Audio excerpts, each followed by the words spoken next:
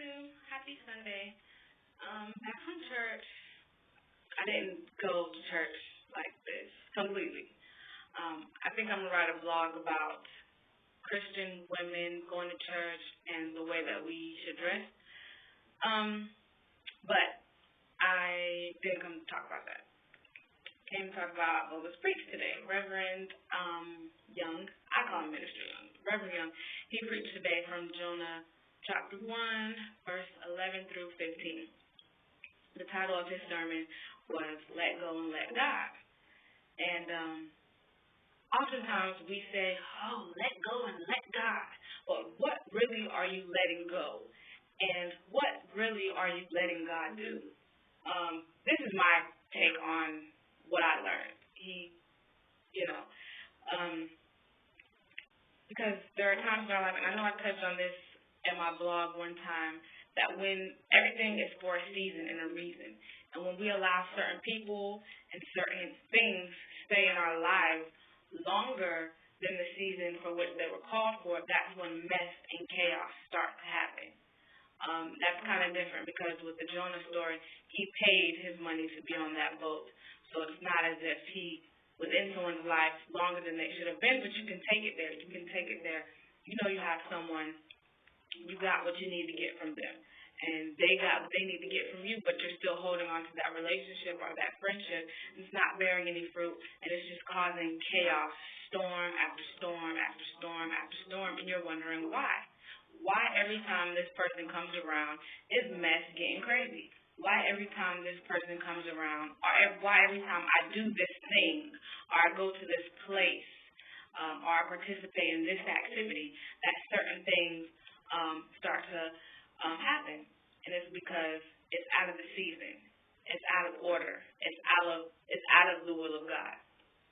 You know, you have to you break fellowship when you sin. So if you're doing something that's sinning, you're breaking fellowship with God. Therefore, you're not going to be blessed the way that you would be blessed if you were in his fellowship and if you were being obedient to him. I think that that's important. And you really have to take yourself and really look at it. You have to humble yourself first. Because I know people are like, I don't have no Jonahs. I don't have nothing that I need to get rid of. I don't need to let go of nothing. We all have something we need to let go of. And as he was preaching this, I'm like, I know what it was before because I was so deep in it.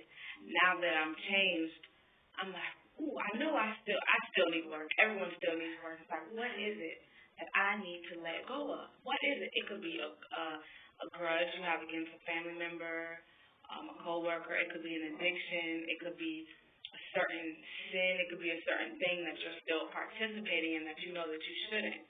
So I think that we have to humble ourselves. That's one. You have to humble yourself because if you're doing this with a heart full of pride, you're going to miss it. You're completely going to miss it.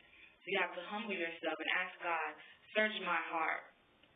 Search my heart and take away everything or reveal to me the things that are hindering my relationship with you, that are hindering your will for me, that are hindering the blessings from flowing within me.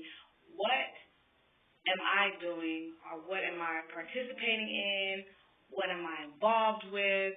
What is my distraction? What is within me that I'm holding on to that I'm not letting go of that's hindering our relationship? Remember, it's a relationship. Just like if you were in a relationship with a boy, a guy or a girl, and you had a friend that you know your boyfriend or girlfriend didn't approve of, but you're like, I'm not letting go. We were friends before I got with you. But every time that friend comes around, there's some kind of mess. There's some kind of argument in your relationship. It's just on edge. There's so much tension. Are you willing to hold on to that so your relationship will be in turmoil? Are you really, is that person or that thing that valuable to risk the success of your relationship with Christ? I think that we really have to think about this. And I know people, oh, you can't have fun once you're a Christian. Yes, you can. I have too much fun, and I'm a Christian. But you have to let go of some things because those things that you think that are fun are things that you think that you need.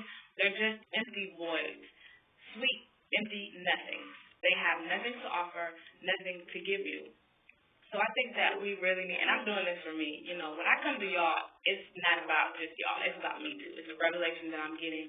It's something that I believe that I need to work on or something that I need to apply to my life. And I think that when you go to church, you don't go to church just to be in the house. You don't go to church just to sing a few songs, hear a little sermon. You go to church because you want to learn and you want to grow and you want to change. So that's what I do. I take notes so I can, what can I take from this to apply to my life? I think that we should do that. So search your heart, or ask God to search your heart and to reveal to you the Jonahs in your life. And are you willing and wanting to throw those Jonahs overboard? Are you willing and wanting to go through that storm? That why am I going through this? Because you ain't get rid of that Jonah yet. So that's very profound. That's really deep when you think about it. What is on my boat? What is in my life that's causing these storms that I'm holding on to when I know I can throw them out and I'm still choosing to hold on to it? But that's God's grace. He gets us through it. He walks us through it. He gives us a chance to get rid of those Jonahs, even though He told us many times, you know you're not supposed to be with that person. You know you're not supposed to be in this establishment, but you're there. But God gives you the mercy to give you the time to get things right, and that's why He is just so amazing. So, yeah, you guys, ask God to search your heart and to take away those Jonahs. So, yeah, that's really it. Short today. If you love someone, tell them I love you. Bye.